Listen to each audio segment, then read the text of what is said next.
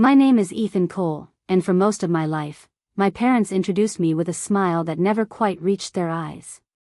"This is our son Ethan," my mother would say at family gatherings before letting out a quiet laugh. "He's the disappointment of the family." People usually laughed with her because they thought it was a joke. I used to laugh too. That's what happens when humiliation becomes normal. You learn to smile while it cuts through you. My younger brother Caleb was the golden child. Football captain, business degree, expensive suits, engagement parties with champagne towers. Meanwhile, I worked nights at a small community newspaper while trying to finish my first novel between shifts. According to my father, writing stories wasn't a real career. "Anybody can type words into a laptop," he used to say. "A man should build something that matters." The worst part wasn't even the insults. It was how casual they were. Like my existence was some long-running family joke everyone understood except me. 3 weeks ago, my parents invited me to a charity gala downtown. My mother called personally, which almost never happened. "Your father's business partners will be there," she said. "Please wear something decent this time and try not to embarrass us." I almost said no. I should have said no. But a small part of me still wanted what I'd wanted since childhood. One night where they looked at me with pride instead of pity. I had no idea that by the end of that evening, the entire ballroom would fall completely silent.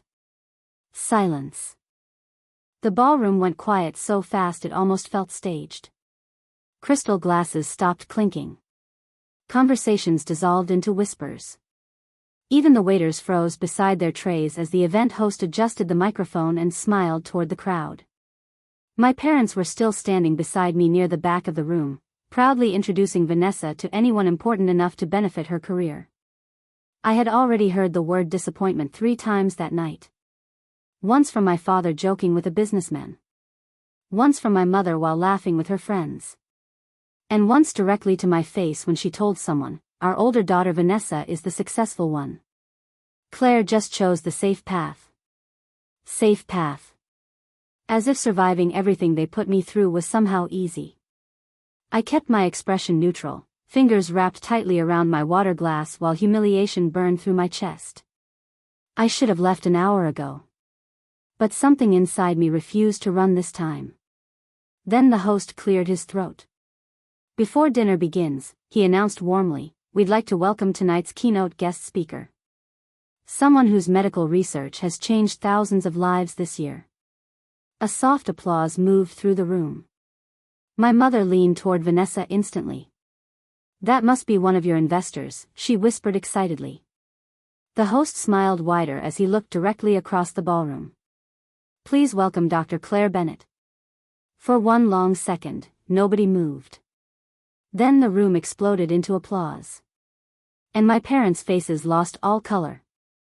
Silence. By the time I turned 16, I had completely stopped expecting praise from my parents. I stopped waiting for them to show up to my school events. Stopped checking the audience during ceremonies. Stopped believing that maybe this time would be different. But deep down, there was still a small part of me that wanted them to notice me the way they noticed my younger brother, Ryan. Ryan was the athlete. The golden child. The one my father called our future. Every family dinner somehow turned into a conversation about his football trophies, his popularity, his scholarships. Meanwhile, my achievements existed like background noise. Quiet. Ignored. Disposable. The breaking point came during my high school academic banquet. I had spent months preparing for a national science competition and somehow won first place across the state. It was the biggest accomplishment of my life at the time. Students stood and clapped when my name was announced.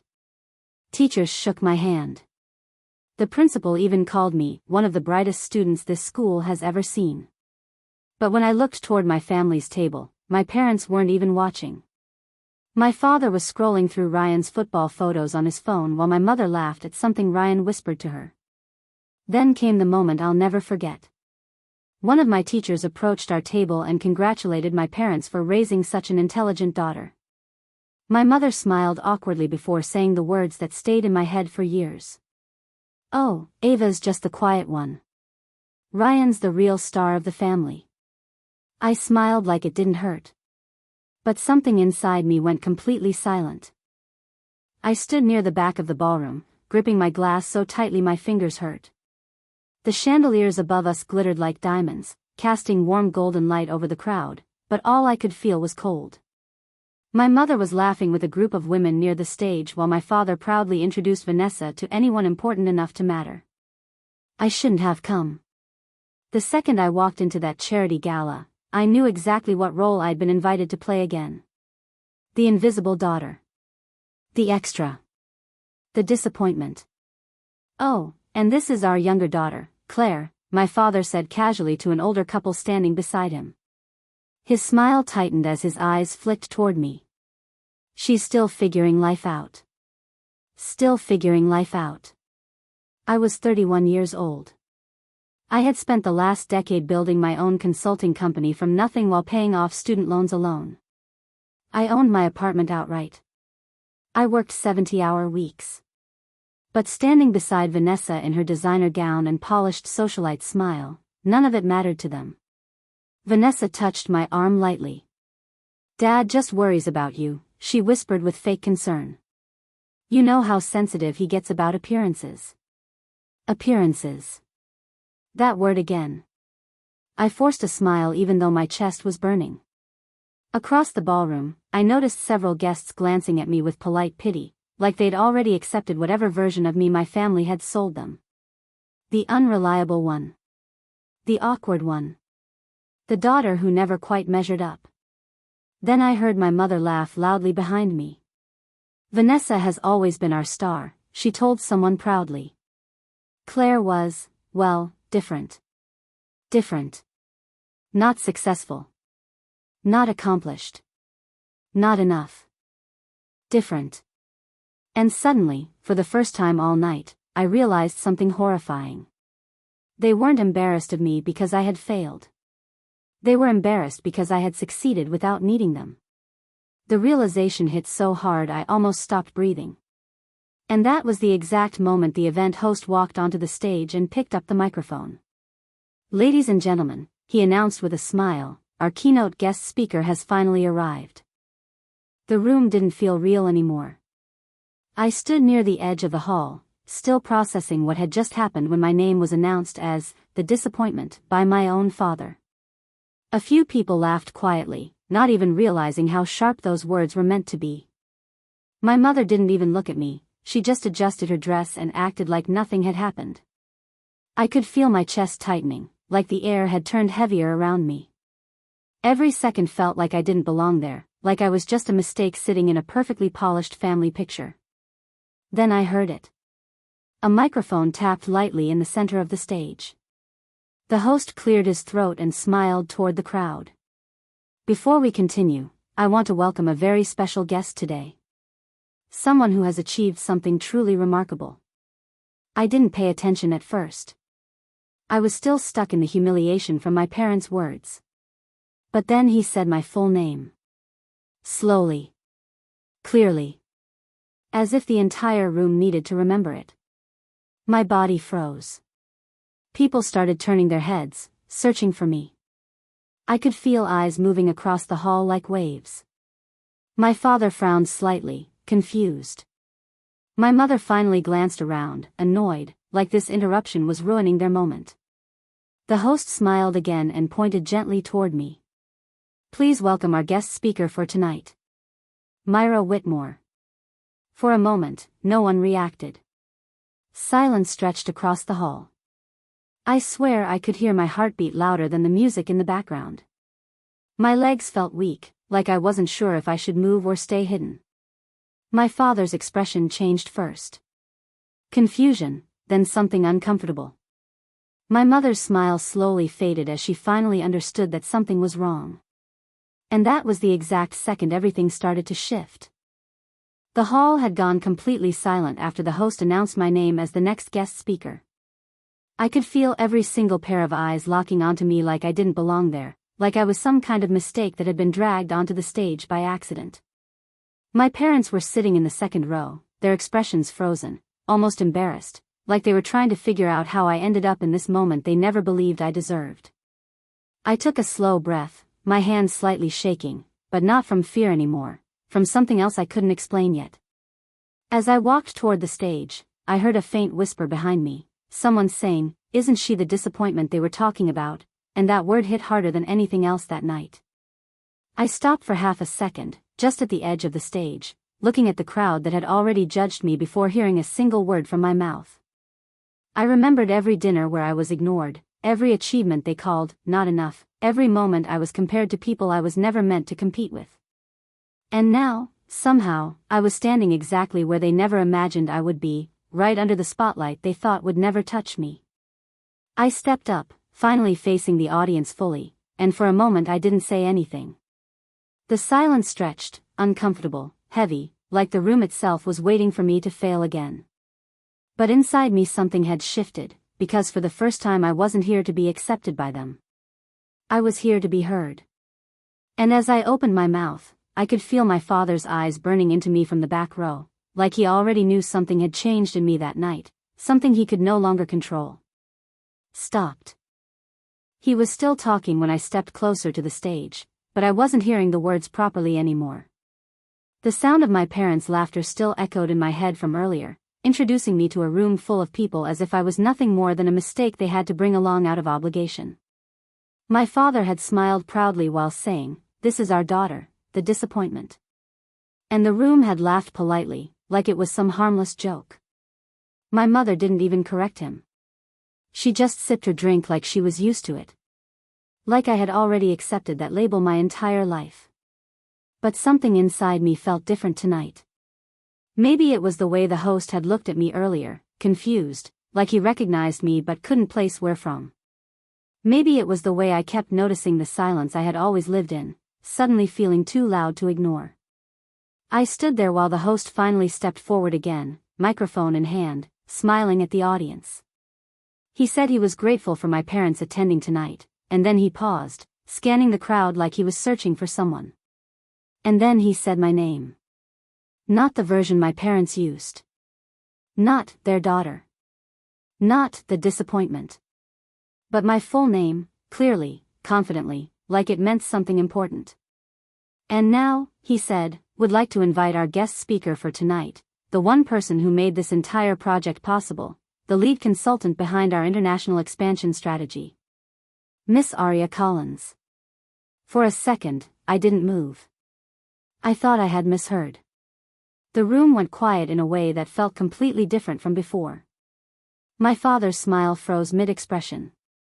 My mother's glass stopped halfway to her lips. And slowly, every head in the room started turning toward me. Not toward the table where my parents were sitting, but toward me, standing just beside the stage. My heart was beating so loudly I could feel it in my throat. The host was still looking at me, waiting. And for the first time in my entire life, I wasn't invisible. I wasn't an afterthought. I wasn't someone's disappointment sitting in the background of their story. I was the name they were all waiting for. I stood frozen as my father's words echoed through the hall, trying to control the narrative before Grandpa could speak. He smiled in front of everyone, acting like the caring parent, but his eyes were sharp, warning me silently to stay quiet. My mother quickly added that I had been unstable since the accident, that I was imagining things, that I had cut them off for no reason. Vanessa stood beside them, shaking her head like she was disappointed in me, playing her role perfectly as the good daughter. The room started shifting again, whispers growing louder, people starting to believe their version of the truth. I felt my chest tighten, like I was being buried alive under their lies in front of everyone I knew. My name was being destroyed in real time, and I hadn't even spoken yet. Then I looked at Grandpa. He didn't move, didn't react, just slowly placed his glass down on the table. And in that silence, I realized something was coming, something they were not ready for at all. The ballroom had gone completely silent after the host said my name. Every single eye in the room was now fixed on me, like the air itself had stopped moving. I could still feel my parents standing behind me, but it felt like they were miles away, not people who had raised me, but strangers I once called home. My father's voice tried to cut through the moment, insisting that there had been a mistake, that I was not the person they were referring to. But the host just smiled calmly, holding the microphone a little tighter, as if he had been waiting for this exact reaction. Then he looked directly at me and repeated my full name again, slowly, clearly, like he wanted the entire room to remember it. My heart was beating so loud I thought everyone could hear it. My mother's expression had changed now, confusion mixing with something closer to fear. Vanessa whispered something under her breath, but no one was listening to her anymore. The attention had shifted completely away from their narrative and onto me. The host continued, saying that the evening's special guest speaker had been invited for a reason, and that her story had already inspired people far beyond this room. I felt my hands trembling slightly as I stepped forward without fully thinking. Every step toward that microphone felt heavier than the last, like I was walking out of a shadow I had lived in my entire life. Behind me, I heard my father say my name again, but this time it didn't sound like control. It sounded like panic. For the first time in years, I didn't turn back. I kept walking forward, toward the light, toward the truth I had never been allowed to speak.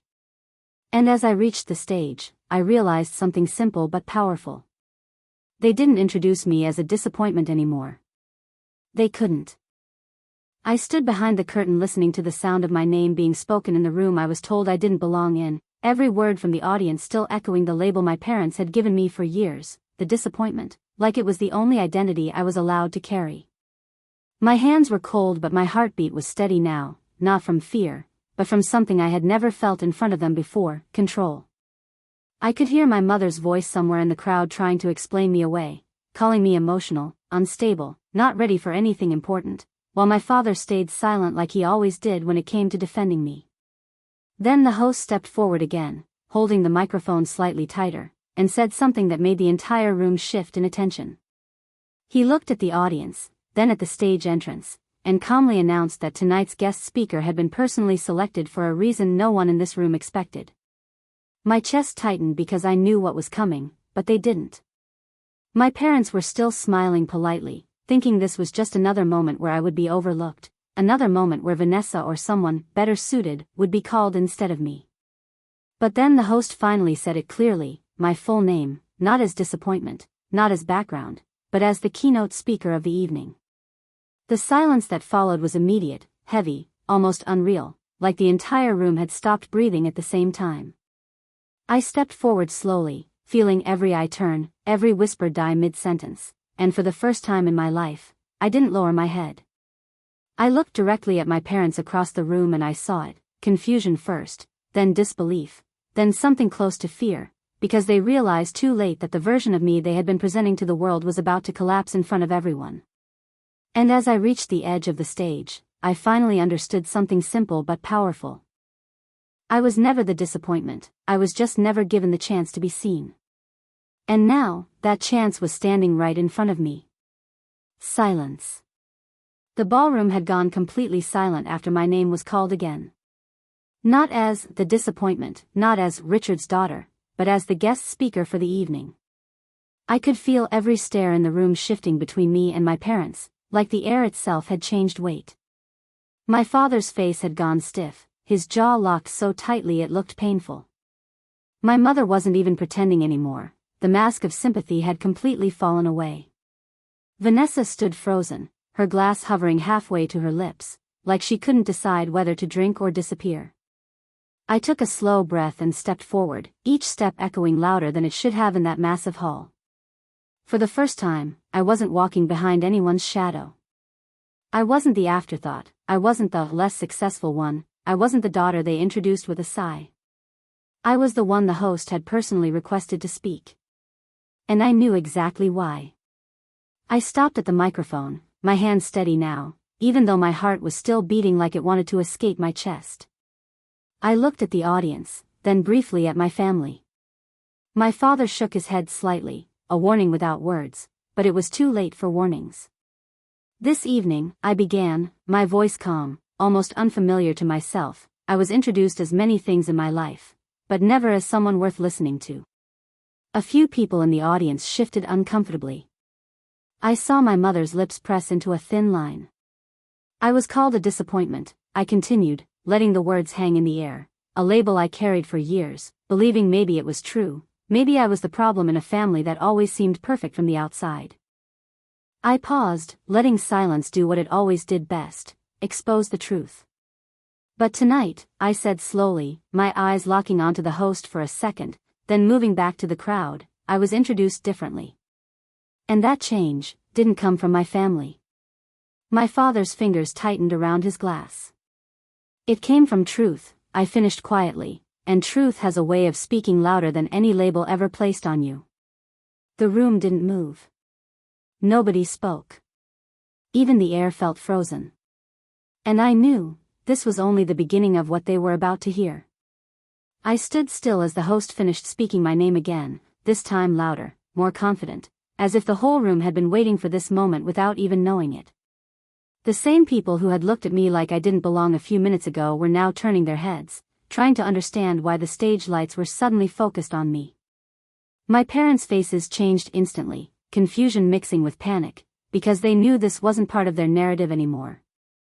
I felt my heartbeat in my ears as I slowly walked toward the stage, every step heavier than the last, not because I was scared, but because I finally understood what was about to happen.